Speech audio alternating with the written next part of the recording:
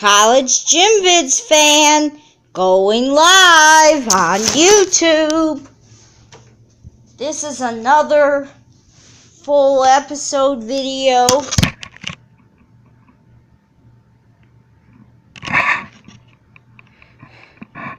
Tiki Live.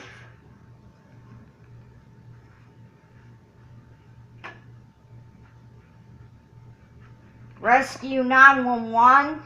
It's Pesky, Python, and Women Car Rescue. Loading video, please wait. Volume 26. Volume 29. Volume 30. Volume 32.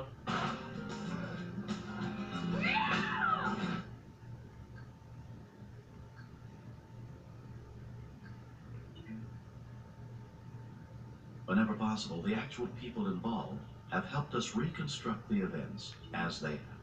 In options, closed captioning, button 1 of 4. Press left or right. Press left or right on the directional pad to change this setting.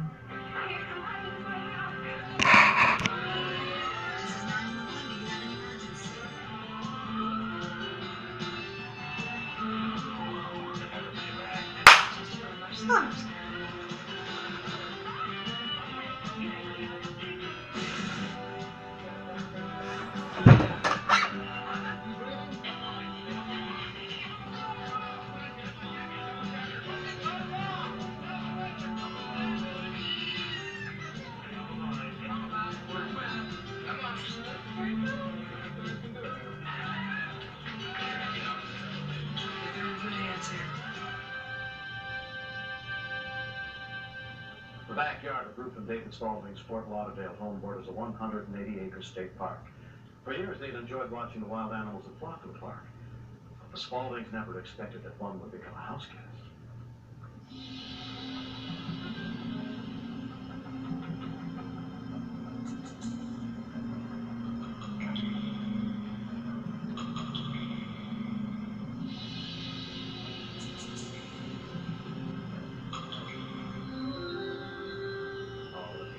He's carrying me. He picks him up in his front paws, and that's why we find a lot of mammals down there. We can't worry about it. They don't much for kind of fun. Come on, just sit back, paper, and worry about something else. Ruth and I were sitting in the living room here. She said, "I heard something strange out back. Maybe you better see what it is." This was at 10:30 at night, and it was very, very dark. So I turned on a flashlight, and there was a beautiful gold snake that was wrapped about 5 times around a raccoon that he had just killed. I was very startled. I mean, this was something different from the other animals. I saw it with my own eyes. Now, where the heck? It was right here. She came out there with me just in time to see the tail of the snake disappear under the house. The Ruth called 911, and the police said they don't handle snakes. The Spauldings had no idea how big the problem was, but fearing it could be dangerous, they warned their nearest neighbors. The neighbors next door, the Spauldings, had called us and warned us that they had spotted a snake in their backyard the night before. They said they saw a huge snake eating a 30-pound raccoon. We automatically feared for our children. We had a child that's smaller than what that snake was eating. Not only small children were at risk. She said, we have some news for you. And I said, what kind of news? She said, there's a snake in the backyard, in our backyard. I went with Tilly out in the back every time he had to go out and put him on a lead, and I took him out in the backyard. I didn't want the snake to get my dog. Until they could find someone to help them with their unwanted house guest, the Spauldings built an elaborate trap designed to keep the snake contained under the house. We felt that we couldn't bother anyone else. But we did find one morning that he had broken out at a different point and was probably into the park after raccoons. I walked into the park office, and there was a message there for me that read more or less, "Have you seen any large snakes at the north end of the park?" More or less took it, with a grain of salt, yes, maybe, maybe not. We have snakes all over the park. large snakes, what's large. As time went on, they did show us when we saw snakeskin advanced believers. We got the name Todd Hardwick from the Science Museum, and we did wonder about the name. Asking predators. We're nuisance wildlife trappers when animals, primarily in an urban situation, get into a conflict with the homeowners. I'm hired to go out and solve the conflict, and it's our policy here to always solve the conflict by taking the animal alive and relocating it to a better environment. We handle everything from buffalo all the way down to possums, bobcats, and everything else. We don't do dogs and cats, but that's about the only thing we wouldn't do. Todd went to the Spaulding's house to see if this was just another big snake story with Tom McClellan, an expert in snakes. We went out the backyard and we saw a trap. It was set up to catch the snake. It was inwards. It was made out of 3/8-inch plywood, and for a snake of this size, just crawling in there and expanding its coils would have blown the sides right out of the cage. The size of the scales in the middle of the back gave me an idea. It was definitely in excess of 18 feet. And by the pattern that was on it, I knew it was a reticulated python. And I told this to Todd, and he said, well, yeah, what are reticulated pythons like? I said, they're usually nasty. My heart began to race, and I began to have many, many thoughts racing through my mind as to what was going to unfold that day and the following days. It's a fairly active tunnel under here. What's it look like? Well, it's really smooth. Looks like she's been coming through here on a very regular basis. It was a small chamber, and there was another hole going under another floor joist into another area. So rather than waste time digging into this area when we just have to dig into another one, we examined some blueprints of the house that the Spauldings happened to have, and decided that around the corner was the best place to dig because it would put us in the largest chamber underneath the house and give us access to all the other individual areas. Okay, I'm going to go ahead down in and see what I can see.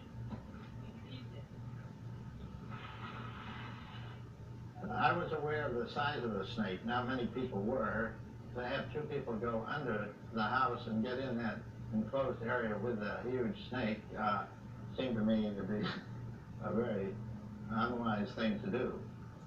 Our plan at that point was to go under the house, assess the situation, determine where the snake might be, but not confront it. We had no idea what was going on under there. We were very concerned and felt that we were responsible having let these fellows go under. Look at this hole over here, Tom. Looks like it comes out and heads in your direction. Yeah, for sure in there. I tell you what, There's a musk that snakes give off, a scent, and it was very strong. You could smell the snake in the hole. I think we should leave for today now that we know where she is, because we're not going to be able to handle this by ourselves.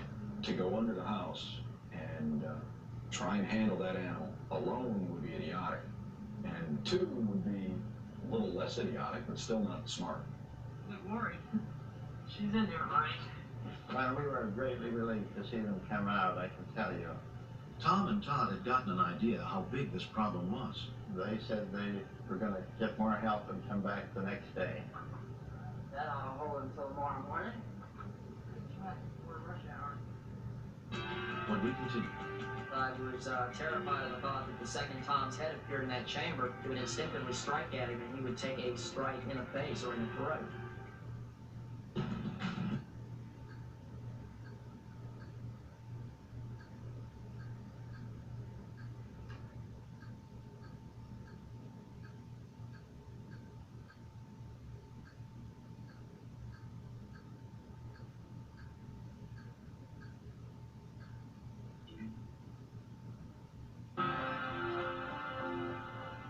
the day after their scout trip, Todd and Tom returned with reinforcements. Snake hunters Joe Wazowski. In options, closed. Press left or right on the directional pad to change this setting. We like adrenaline, we like excitement, something different.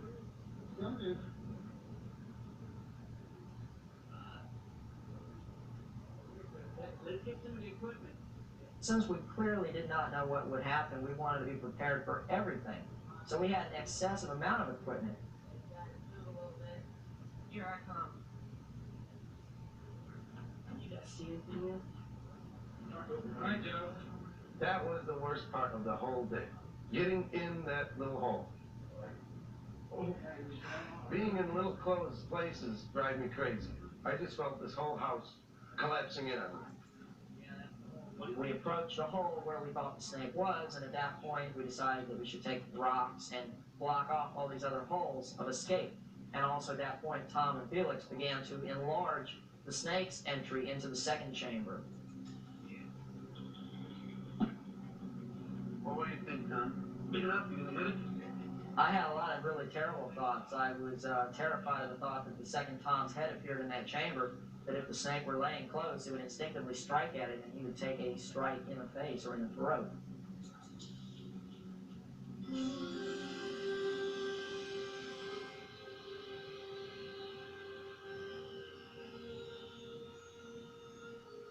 I got a visual. Recheck. Hey. Big snake. It was bigger than I thought it was. I knew it was over 18 feet just from looking at the skin. But you had to take a step back and look at this thing. It was an impressive animal. You got it? I immediately realized that the size of this snake and how far we were from the original hole, it was going to be impossible to wrestle that snake into a sleeping bag and drag him back out of that chamber the way we came in. Well, I'm getting out of here. So at that point, I suggested that myself and Joe, who was obviously the most claustrophobic at that time, we exit and look into the possibility of coming in from the other side where the snake was. Go over here and get him in the front. Tom was explaining he thought he saw light coming in. I'll show you where that is. You got the hole there, huh? If it comes at you, let me know. I'll pull you out by the legs, Tom. You're the first one I call. All right, pass me some of that stuff. Here. We left Tom and Felix there to keep their eye on the snake, and I was uneasy about that because I was worried that if the snake got hostile towards them, that it was just those two, which we never wanted just two people down there. So when we got out front, I was very anxious to dig that opening as fast as we could. And I was extremely nervous, not knowing what was going on down there with those two guys.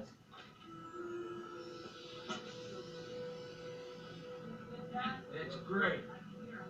This is the third hole now.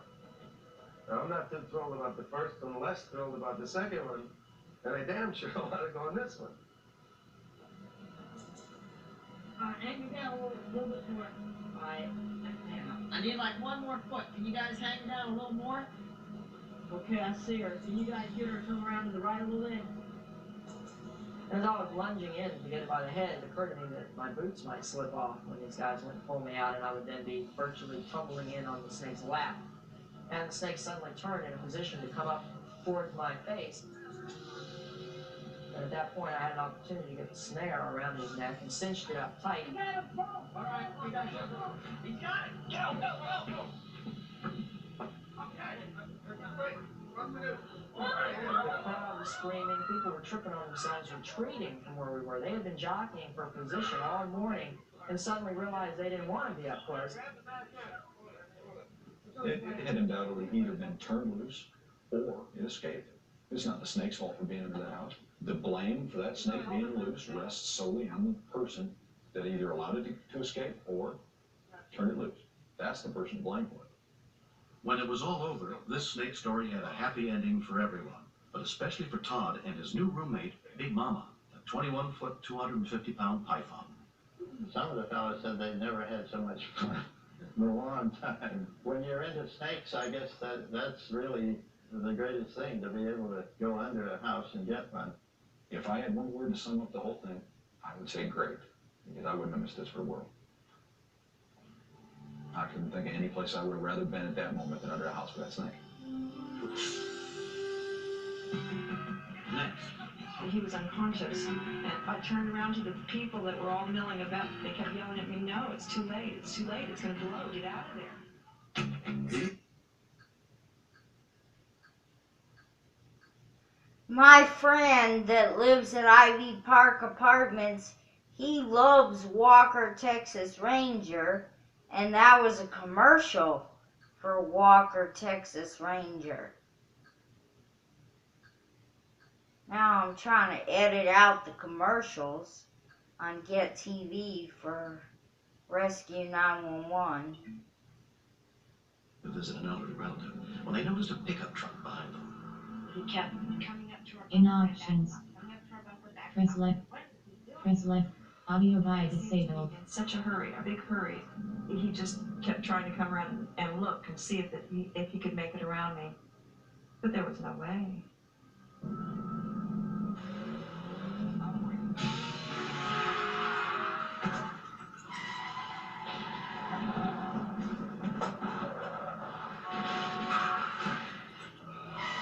The driver of the pickup apparently had lost control of his vehicle and crossed over into the oncoming traffic, causing the accident. I couldn't just keep going and call for help later on. Somebody needed help right then and there. That's when it was happening. You had to do something now. I checked this man over. He was complaining of neck pain. So I stayed with him as my mom ran on to help in a third car.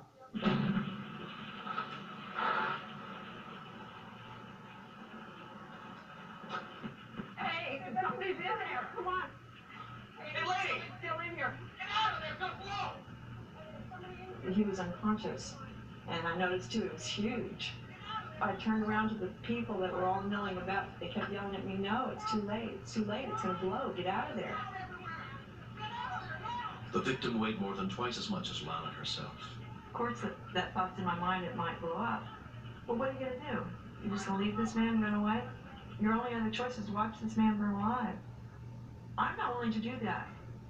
Station 76 response. The fire department was immediately dispatched. East of Union.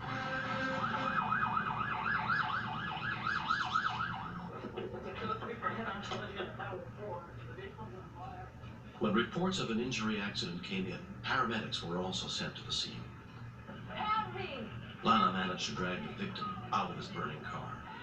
I could feel flames as I was there licking up my leg. It actually burned my shoe and my toe. I started running up to help my mom as another man who was closer reached her first. It was a real intense situation. I felt a lot of fear. You can hear the flames popping underneath the car. So we knew that something was going to happen. We just didn't know how much time we had.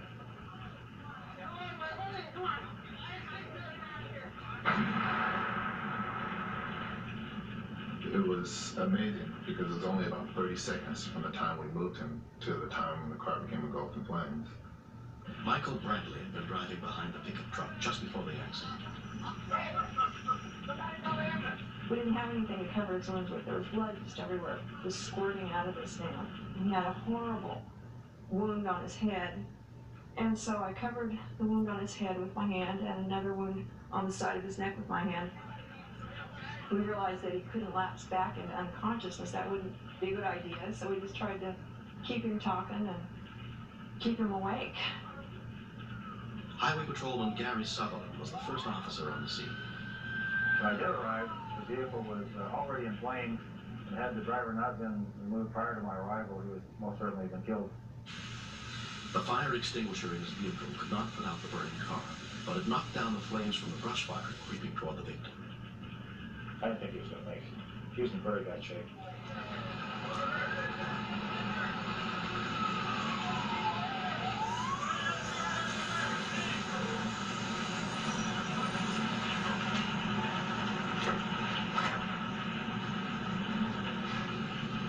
His pulse was really slow. He just kind of stood by and said, "Hey, hang in there, guy. You're going to make it. You made it this far. Look what you've been through." Paramedic Emad Gerges and his partner treated the victim at the scene. As we approached the victim, upon our initial assessment and general appearance, he looked like he was going into shock. And if we don't get this patient into a trauma center quickly, then his chances of surviving the injury would be greatly decreased. I requested the helicopter, so obviously it'd be best if he be medevac to John Muir Hospital. The CHP helicopter arrived at the scene within minutes. With traffic backed up in both directions, it was the only quick way to get the victim the medical attention he desperately needed. The thought about my perishing in that fire and my daughter watching it happen really did not hit me until it was all over. I was covered in blood. I looked over at her and she was covered in blood. That's when I got a little bit nervous. That's when I thought, oh my God, my daughter, My best friend could have watched me burn up, could have watched her mother burn alive too, along with this man that we saved. I don't think she was aware of the heroic deed that she did. I think that she instinctively saw an auto accident, and she was very brave.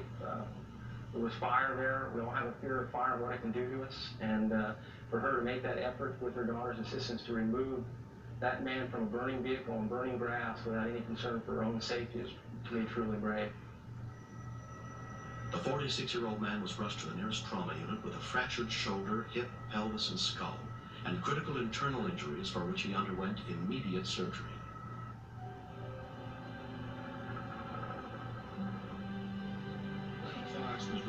Recently, Lana Fox was awarded the Medal of Valor by the county in recognition of her selfless courage.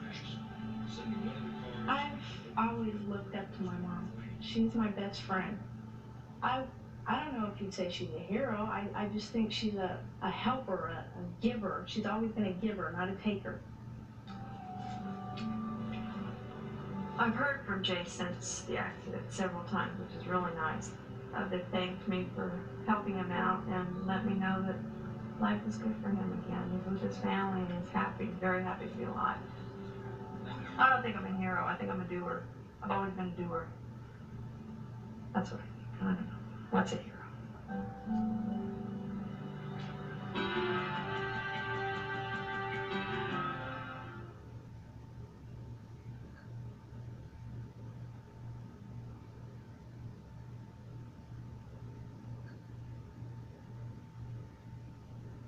Rescue 911. Pesky python women car rescue.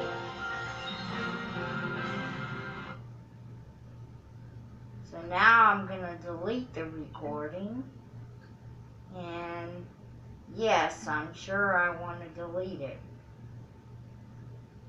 So I actually have like 83 recordings on here. Hit the big red button and subscribe. Peace out, YouTube.